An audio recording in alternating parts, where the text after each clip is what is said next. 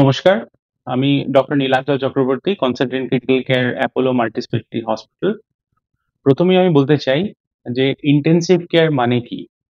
যেখানে রুগীরা সচরাচর যথেষ্ট অসহায় অবস্থায় ভর্তি হয়।